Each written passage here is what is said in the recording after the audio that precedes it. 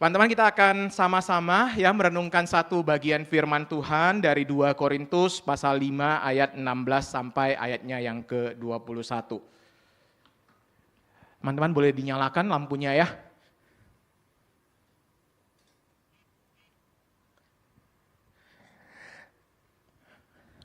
Ya teman-teman, kita akan merenungkan the new identity ya dari 2 Korintus pasal 5 ayat 16 sampai ayat yang ke-21. Teman-teman, saya ajak kita untuk bisa membaca bagian firman Tuhan ini ya secara bergantian. Ya, saya baca ayatnya yang genap yaitu 16, 18 seterusnya. Teman-teman baca ayat yang ganjil ya 17, 19 dan seterusnya. Ya, kita baca bersama ya secara bergantian 2 Korintus pasal 5 ayat 16 sampai ayat yang ke-21. Sebab itu kami tidak lagi menilai seorang pun juga menurut ukuran manusia. Jika kami pernah menilai Kristus menurut ukuran manusia, sekarang kami tidak lagi menilainya demikian. Jadi,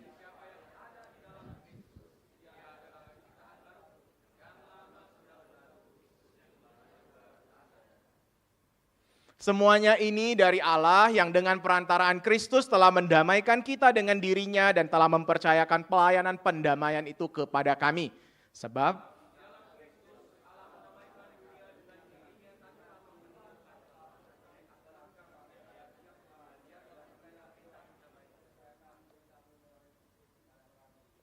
jadi kami ini utusan-utusan Kristus sebab Allah menasihati kamu dengan perantaraan kami. Dalam nama Kristus kami meminta kepadamu, berilah dirimu didamaikan dengan Allah. Dia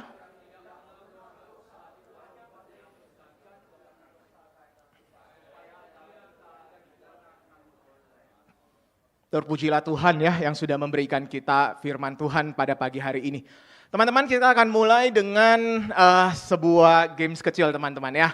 Jadi ceritanya Cuantau Yuda akan segera berulang tahun teman-teman. Ya, dan setiap kita ya harus bawa satu hadiah ke acara ulang tahunnya Cuantau Yuda ya. Pasti harus bawa hadiah ya, masa kita pergi ulang tahun orang nggak bawa hadiah. Jadi setiap kita harus bawa satu hadiah. Oke, saya Edwin akan bawa es krim. Ya, kemudian Aini ya akan bawa anggur. Oke. Nah, tadi saya ada tanya Ko Trisan katanya dia mau bawa tempe. Nah, berikutnya siapa mau bawa apa? Ayo. Ko Remon silakan. Ko Remon bawa apa? Ko Remon mau bawa ramyeon. Cuantau Yuda suka? Suka. Oke, lanjut silakan. Ko Hans. Ko Hans mau bawa Sprite. Cuantau Yuda suka? Nggak suka. Oke, yang lain ada yang mau coba? Hah? Claire ya? Ya. Hah? Claire mau bawa apa? Hah? Jongkong? Claire mau bawa jongkong, Cuantau Yuda suka? Nggak suka juga. Ya, siapa lagi? Ethan mau bawa apa? Ethan mau bawa apa? Nggak tahu. Yang lain coba, ayo. Cincin mau bawa apa? Hah? Jam tangan, Cuantau Yuda suka kalau cincin bawa jam tangan? Nggak suka juga. Wesley mau bawa apa? Hah? Pistol? Bawa apa? Hah? Pistol? Cuantau Yuda nggak suka juga ya. Kalau Wesley bawa pistol, Cuantau Yuda nggak suka. Ya, coba yang lain. Ya, ada yang lain? Oke. Lu mau bawa apa? Bawa angpau. Cuantau Yuda suka? Tidak suka. Oke. Coba ya. Hah? Grace Sari bawa apa? Grace Sari mau bawa Cuantau Purnama. Ancua, susah nih jawabnya nih. Saya dalam hal ini nggak cocok ya. Oke. Ya. Ko Steven bawa apa? Ko Steven bawa sosis. Cuantau Yuda suka? Suka. Oke. Ada lagi mau coba? Coba lah ya saya tunjuk ya. Ya, siapa? Vinko. Vinko bawa apa coba? Bawa Ethan. Kalau Vinko bawa Ethan suka? Nggak suka. Nggak suka ya. Jojo bawa apa? Jojo bawa Priscilla Joy Fangka bawa panci. Suka? Bisa, cocok ya. Oke, ada lagi mau coba? Hah? Frederick bawa apa? Frederick mau bawa iPhone. Suka? Nggak suka. Ya kalau Frederick bawa iPhone, Contoh Yuda nggak suka. Terakhir lah ya, terakhir. Hah? Samuel Linux, yuk coba. Samuel Linux bawa apa? Hah? HP? Ya, kalau Samuel Linux bawa HP tidak suka. Nah, teman-teman, coba lihat. Tadi saya bilang Edwin bawa es krim, ya. Aini bawa anggur. Tadi Koko Raymond bawa ramyeon, ya. Trisan bawa tempe. Priscilla bawa panci. Tadi siapa lagi yang jawab ya? Oh, Stephen ya. Stephen bawa sosis. Teman-teman, apa sih kesamaannya dari tadi? Bukankah kamu harus bawa hadiah sesuai dengan identitas diri kamu, teman-teman? Ya, Edwin bawanya es krim. E sama E. Ya, Aini bawanya anggur, ya. A sama A. Kemudian Stephen bawa sosis, S sama S. Trisan bawa tempe, T sama T, teman-teman. Teman-teman, hadiah yang dibawa harus sesuai dengan nama kamu, identitas diri kamu. Baru Contoh Yuda suka. Kalau hadiahnya tidak sesuai dengan identitas diri kamu, ya walaupun tadi ada iPhone, ya, ada angpau, ya bawa HP dan sebagainya, bahkan bawa Contoh Purnama sekalipun, ya, karena tidak sesuai dengan kriteria gamenya. Sorry ya Contoh Purnama ya, nanti kita selesaikan di meja makan mana gitu ya. Nah, walaupun bawa Contoh Purnama sekalipun, karena tidak sesuai dengan kriteria gamesnya ya. Yaitu harus bawa sesuai dengan identitas diri. Maka Contoh Yuda nggak akan suka dengan hadiahnya. Nah teman-teman, penting sekali kita tahu identitas diri kita, bukan? Ketika kamu mau pergi ke pesta ulang tahunnya Contoh Yuda, kamu tidak tahu nama kamu tidak ingat nama kamu, huruf depannya apa, pasti kamu akan salah bawa hadiah. Bukankah kita ya dari tadi ketika kita menyanyikan pujian-pujian, kamu mendengarkan kata-kata ciptaan baru. Bukankah itu identitas kita teman-teman sebagai ciptaan baru, the new creation in Christ. Sudahkah kita hidup dengan identitas kita itu teman-teman? Sudahkah kita yakin bahwa saya benar adalah ciptaan baru? Atau jangan-jangan kita sebenarnya masih ragu, sebenarnya Tuhan sudah ampuni dosa saya enggak ya? Kenapa saya sudah jadi orang Kristen masih bolak-balik berbuat dosa? Kenapa saya masanya sulit untuk keluar dari jerat dosa ini? Teman-teman, pada pagi hari ini ya, hari ini sudah Minggu Prapaskah yang keempat, ya kita akan melihat teman-teman bagaimana kita bisa hidup sebagai ciptaan baru. Ya, bagaimana dengan identitas ini ya kita bisa hidupi. Nah, teman-teman coba kita lihat terlebih dahulu kata ciptaan baru di sini ya, terutama kata barunya. Apa artinya ciptaan baru, teman-teman? Teman-teman, kalau kamu pergi ke toko HP, ya kasih uang 5 juta misalnya, atau mungkin 10 juta, ya bawa pulang sebuah HP, itu HP baru yang kamu punya. Ya, kamu pergi ke showroom, bayar sejumlah uang, bawa pulang motor baru, mobil baru, atau kamu klik toko oren, ya yang ada di aplikasi kamu, ya bayar sekian, nanti ada abang-abang yang antar ke rumahmu, ke kantormu, barang yang baru. Teman-teman, itu yang kamu punya ya, HP, barang, mobil, motor dan sebagainya, itu kondisinya baru teman-teman. Teman-teman, itu dari segi waktu ya, up to date, segar, baru. Nah, tapi yang dimaksud oleh Paulus bukan hanya statusnya yang baru, kondisinya yang baru, tetapi kata baru yang dipakai oleh Paulus di sini ya, artinya kualitasnya baru teman-teman. Dari segi natur, kualitas, atau artinya di dalam diri kita itu yang diperbaharui ketika kita percaya kepada Yesus, teman-teman. Teman-teman, saya berikan sebuah contoh ya. Pasti kamu pernah nonton lah ya film Spider-Man ya, entah Spider-Man yang pertama, kedua dan seterusnya. Teman-teman, ketika mau menjalankan misi, maka yang jadi Spider-Man ini akan pakai kostum Spider-Man-nya. Ya, ketika dia pakai kostum Spider-Man, orang-orang tidak akan mengenal dia sebagai Peter Parker, tetapi akan kenal dia sebagai Spider-Man. Bahkan orang-orang yang sering berjumpa dengan Peter Parker setiap hari pun tidak kenal dia sebagai Peter Parker, tetapi kenal dia sebagai Spider-Man ketika dia pakai kostum Spider-Man. Teman-teman, kalau dia tidak pakai kostum, baru orang tahu dia Peter Parker. Teman-teman, jadi ciptaan baru di sini, ya, maksudnya bukan kita diberikan sebuah tubuh yang baru. Orang-orang tidak akan kenal lagi Edwin yang seperti ini, ya. Orang-orang tidak akan mengenal saya lagi sebagai Edwin karena saya diberikan tubuh yang baru. Bukan seperti itu. Yang dimaksud oleh Paulus ketika dia bilang ciptaan baru, yang diperbaharui ini bukan tubuhmu. Kamu masih akan tetap dengan kondisi tubuh ini, ya. Orang-orang masih akan tetap kenal aku sebagai Edwin, ya, kenal kamu dengan namamu. Tetapi yang diperbaharui itu adalah sesuatu yang ada di dalam dirimu, yaitu rohmu, teman-teman.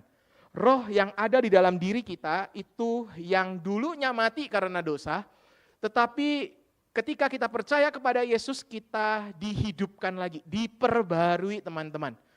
Teman-teman, roh yang baru tapi masih tinggal di dalam tubuh yang lama ini. Tubuh yang lama ini, tubuh ini, ya, nanti sampai waktunya akan mati, ya, kita baru akan dapat sebuah tubuh yang baru, tubuh kemuliaan ketika nanti Yesus datang kedua kalinya.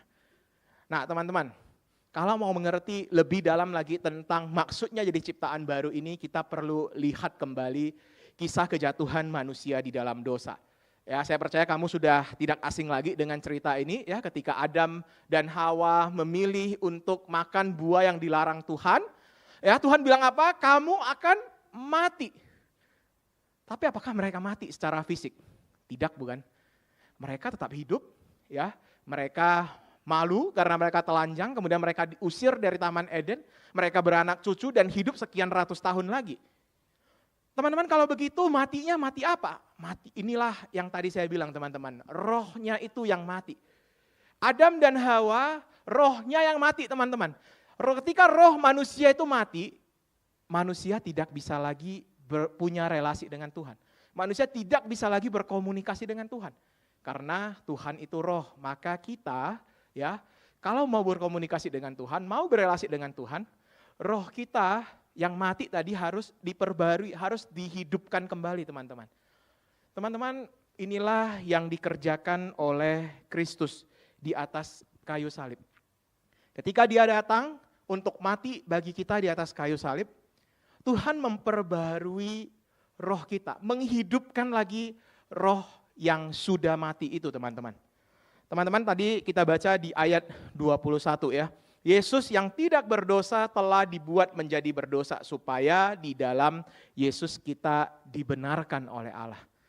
Teman-teman, Yesus datang ke dalam dunia ini mati bagi dosa-dosa kita supaya kita yang berdosa tadi, yang sudah putus hubungan, putus relasi dengan Tuhan, bisa dihidupkan kembali. Roh kita yang tadinya mati bisa kembali berkomunikasi dengan Tuhan. Teman-teman, saya coba memberikan sesuatu yang sedikit lebih dalam, ya, dari doktrin secara teologis. Teman-teman, apa yang dikerjakan oleh Yesus ini disebut dengan doktrin imputasi. Doktrin imputasi kalau kita mau lihat gambarnya kira-kira seperti itu, ya.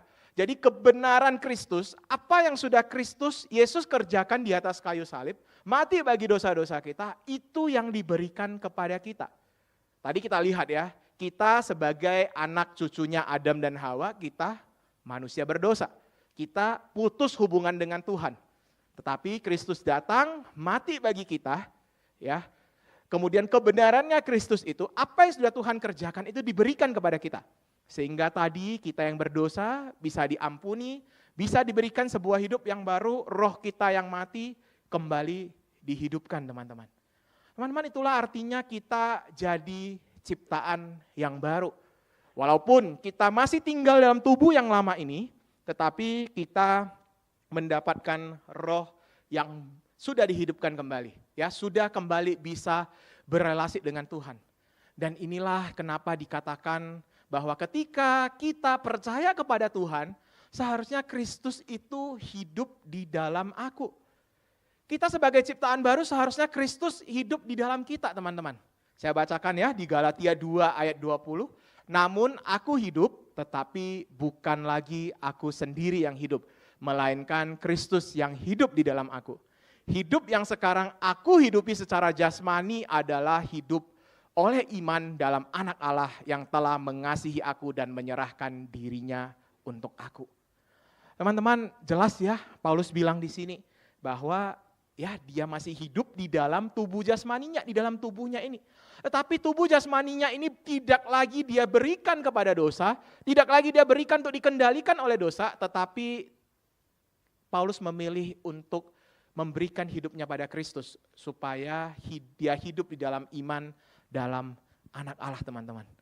Teman-teman, inilah yang seharusnya kita hidupi, teman-teman. Kita membiarkan Kristus hidup di dalam aku. Dan teman-teman, ini adalah sebenarnya sebuah pilihan bagi kita. Mau tidak kita memberikan ruang yang sebebas-bebasnya, ruang yang seluas-luasnya bagi Kristus untuk benar-benar hidup di dalam aku, supaya walaupun aku masih hidup dalam tubuh yang berdosa ini, tubuh jasmani yang lemah, yang ada keinginan dagingnya ini, tetapi aku memberikan diriku untuk dikendalikan, disetir sepenuhnya oleh Kristus, teman-teman. Teman-teman, pilihan ada di tangan kita, mau tidak kita memilihnya. Teman-teman, ketika bicara soal jadi ciptaan baru, saya percaya kita semua hadapi dilema yang sama. Aku juga hadapi dilema yang sama, teman-teman. Kita bukankah masih sering jatuh ke dalam dosa? Teman-teman, saya percaya di sini ya banyak dari kita adalah orang-orang yang sudah dibaptis, ya. Walaupun mungkin masih baptis anak, ya ada yang sudah baptis dewasa, ya walaupun belum baptis anak, belum baptis dewasa, ya kamu sudah lahir di keluarga Kristen, besar di keluarga Kristen, datang ke gereja ya sekian lama. Tapi bukankah kita masih berjuang, teman-teman, menghadapi dosa-dosa kita? Dosa itu mungkin kesombongan, mungkin kemarahan, mungkin ketamakan, mungkin kecanduan, berbohong, dan sebagainya, teman-teman. Teman-teman, ada satu pola yang sama ya ketika manusia melakukan dosa. Satu pola yang sama. Dosanya bisa beda-beda, ya. Tadi saya sebutkan ada beberapa dosa bahkan lebih, ya teman-teman. Dosanya bisa beda, tetapi polanya teman-teman itu sama. Ketika ya kita melakukan sesuatu yang dilarang Tuhan, melakukan dosa itu, sebenarnya kita sedang mencari sesuatu untuk memenuhi kebutuhan diri yang tidak terpenuhi. Teman-teman, saya ulangi ya, ketika kita melakukan dosa, sebenarnya kita sedang mencari sesuatu untuk memenuhi kebutuhan dari diri kita. Saya kasih contoh, teman-teman. Teman-teman, kenapa kamu bisa sombong? Ya mungkin ya dari diri kamu mencari yang namanya pengakuan. Sehingga ketika kamu bisa melakukan sesuatu, kamu pengen orang lain mengakuinya. Kamu pamer, tunjukkan kepada orang. Supaya kamu dibilang, wah keren, good, mantap. Teman-teman, kenapa kamu bisa memilih untuk berbohong? Misalnya waktu ujian menyontek. Karena ada sesuatu yang tidak puas dalam dirimu. Ketika ada 1-2 soal, hayo sialah, oh beki ya. Sampai kau puasi-puasi ya, sudah susah payah dihafal. Tapi kok enggak, waktu ujian kok enggak keluar ya jawabannya ya. Aduh, gara-gara 1, nanti nilai saya cuma dapat 98. Teman-teman, rasanya kurang, ada sesuatu yang kurang ketika kamu dapat nilai 98. Jadi akhirnya kamu memilih untuk berbohong dengan menyontek. Teman-teman, misalnya lagi ya, ketika kamu kecanduan, misalnya kecanduan dengan pornografi. Mungkin ada kasih yang kamu cari selama ini, yang kamu tidak dapatkan. Teman-teman, hal-hal yang kosong itu teman-teman, sesuatu yang real di dalam kehidupan semua kita. Di dalam kehidupan semua kita yang terus berjuang untuk melawan dosa itu dan terus menghidupi identitas kita sebagai ciptaan baru, teman-teman. Teman-teman, konflik ini terjadi dalam diri kita. Saya percaya ketika kita sedang digoda oleh dosa, pasti ada hal-hal yang membuat kamu mau nggak ya. Teman-teman, realitanya roh kita sudah diperbaharui. Benar, saya sudah jadi ciptaan baru. Tapi kita masih ada di dalam tubuh yang lemah ini. Dan realita yang lain adalah dunia yang kita tinggali ini sudah jatuh di dalam dosa. Kamu bisa jadi pengaruhi ya oleh teman-teman kamu, lingkungan kamu. Teman-teman, ketika semua konflik ini terjadi, saya mau memilih untuk ikut roh yang berkata tidak, atau memilih ikut keinginan daging saya untuk berkata iya, ditambah lagi dengan hasutan-hasutan, suara-suara dari sekitar kita, dari dunia yang sudah jatuh ke dalam dosa ini. Sehingga terjadilah ya di dalam pikiran kita ya, kalau kamu nonton di film-film, mungkin ada yang namanya malaikat, ada yang namanya iblis terus berbisik di kiri kanan kamu. Ada keinginan daging yang mau kamu ikuti atau kamu mau milih untuk ikut keinginan roh. Dan sekali lagi teman-teman, ini adalah pilihan. Kamu mau ikut yang mana teman-teman? Teman-teman, ketika hati kita masih ada sesuatu yang kosong, yang belum terisi penuh, keinginan kita untuk melakukan dosa pasti sangat besar. Perjuangan kita untuk melawan dosa tidak gampang teman-teman. Teman-teman, tapi ingatlah bahwa Tuhan tidak membiarkan hati kita untuk terus kosong. Tuhan sudah datang ke dalam dunia ini, mati di atas kayu salib, supaya kita bisa benar-benar dipuaskan oleh kasih Tuhan saja teman-teman. Seperti ada seorang filsuf Yunani, ahli matematika, ya mungkin kamu pernah dengar quote ini teman-teman ya. Di dalam ruangan hati kita memang ada ruangan kosong yang didesain oleh Tuhan. Tapi ruangan kosong ini bukan untuk diisi oleh hal-hal yang lain. Dan ukurannya tidak cocok untuk diisi oleh hal-hal yang lain. Ruangan kosong ini hanya cocok untuk diisi oleh Yesus Kristus sendiri. Kalau kamu mengisi ruangan kosong ini mungkin dengan nama baik, dengan uang, pekerjaan, rasa aman, kesuksesan, hobi, hiburan, makanan, pengetahuan, seks dan sebagainya. Teman-teman, ukurannya tidak akan pernah cocok dan kamu tidak akan pernah puas teman-teman. Dan akhirnya kamu akan terus cari lagi yang membuat kamu akhirnya terus berjuang di dalam dosa itu teman-teman. Teman-teman, ketika Yesus menyelesaikan hutang dosa kita di atas kayu salib, dia berkata sudah selesai. Semuanya sudah dibayar. Dan ketidakpuasan ada di dalam diri kita itu bisa kita merasa puas ketika kita mau membuka hati kita dan membiarkan kasih Tuhan yang mengisinya. Hari ini teman-teman, kalau kita lihat salib itu, ingatlah bahwa di situ kasih terbesar Tuhan sudah dinyatakan. Dan kasih Tuhan inilah yang bisa memuaskan kita teman-teman. Kasih Tuhan inilah yang bisa menolong kita untuk hidup dengan identitas baru kita sebagai anak-anak Tuhan. Kasih Tuhan inilah yang bisa tolong kita teman-teman untuk melawan dosa. Teman-teman, saya pernah dengar kesaksian dari seorang ya pemuda Kristen. Teman-teman, pemuda yang satu ini, dia sering kerja luar kota. Ya, dia sering tinggal di hotel. Dan setiap kali dia pergi dinas luar kota, tinggal di hotel, dia selalu bergumul teman-teman. Dia bergumul dengan keinginan untuk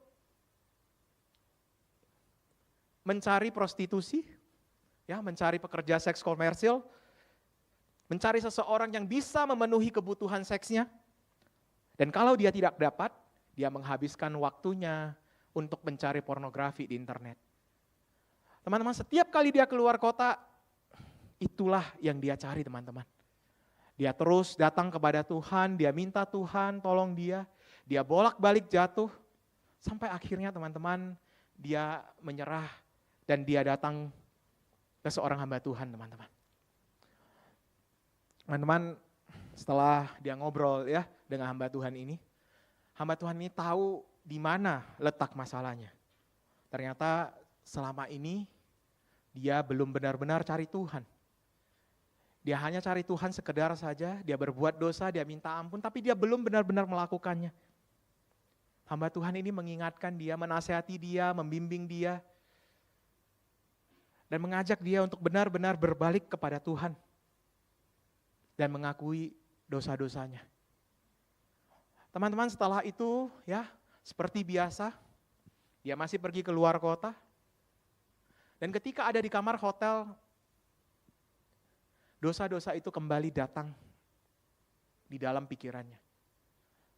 Ketika dia buka handphone dan dia mau klik website-website yang biasa dia cari, teman-teman, disitulah dia diingatkan bahwa dia adalah seorang anak Tuhan. Seorang anak Tuhan yang bisa melawan dosa ini kalau dia mau benar-benar berserah kepada Tuhan. Disitulah dia kembali diingatkan, teman-teman, bahwa dia perlu hidupi identitas baru dia. Dan ketika dia ingat semua itu, dia mengandalkan kekuatan daripada Tuhan. Dia akhirnya bisa, teman-teman, berjuang melawan dosa itu. Teman-teman, perjuangan dari pemuda tadi, ya termasuk juga perjuangan saya, perjuangan teman-teman menghadapi dosa-dosa yang selama ini masih mengikat kita. Saya tidak tahu dosa apa yang sering menjadi pergumulanmu. Ada yang mungkin saya sebutkan tadi, ya misalnya kemarahan, ketamakan, kesombongan, uang, dan sebagainya. Mungkin juga ada dosa-dosa yang lain yang kamu lebih tahu, teman-teman. Teman-teman, ingatlah, kita adalah orang-orang yang sudah mendapatkan anugerah Tuhan. Kita adalah orang-orang yang sudah ditebus dan diselamatkan oleh Tuhan. Teman-teman, inilah yang pertama yang perlu kita ingat. Kita adalah seorang ciptaan baru. Teman-teman, sebagai seorang ciptaan baru, mari kita datang terus kepada Tuhan, minta Tuhan yang tolong kita untuk bisa dipuaskan oleh kasih Tuhan dan dilepaskan dari keterikatan akan dosa-dosa yang selama ini mengikat kita. Teman-teman, mungkin ada dosa-dosa yang rasanya sulit saya mau lepaskan, atau saya belum mau lepaskan karena saya sudah terlalu menikmatinya. Teman-teman, di momen masa Prapaskah ini, teman-teman, kita diingatkan kembali, ya, saya seorang ciptaan baru. Dan sebagai seorang ciptaan baru, saya bisa mengandalkan kekuatan dari Tuhan, anugerah dari Tuhan untuk bisa hidup dan dipuaskan oleh kasih Allah saja. Amin. Teman-teman, mari kita berdoa. Teman-teman, saat ini saya berikan waktu kepada kita. Teman-teman, mungkin ada selama ini kamu masih terikat dengan dosa-dosa tertentu. Mungkin itu kesombongan, mungkin itu kamu sering cakap kotor, mungkin kamu suka nyontek, kamu sulit untuk bisa menghormati orang yang lebih tua, mungkin juga kamu terikat dengan pornografi, mungkin juga kamu ada ketamakan dalam dirimu, kamu sulit mengasihi orang lain, atau apapun itu. Teman-teman, kamu lebih tahu. Tuhan, mari kita datang kepada Tuhan, minta Tuhan yang boleh tolong kita untuk menghidupi identitas kita sebagai ciptaan baru. Teman-teman, saya percaya khotbah ini bukan pertama kali kamu dengar. Kamu pasti sudah bolak-balik diingatkan tentang ciptaan baru. Tetapi, sudahkah kamu benar-benar hidup sebagai seorang ciptaan baru? Teman-teman, saya tahu tidak gampang. Tapi mari kita datang dan mari kita andalkan kekuatan dari Tuhan yang menolong kita, memenuhi kita, memenuhi ruangan kosong kita, ruangan kosong dalam hati kita dengan kasih-Nya, supaya kita tidak lagi mencari hal-hal di luar Tuhan yang kita rasa kita bisa puas dengannya. Tapi kita hanya datang kepada Tuhan dan minta Tuhan yang puaskan kita.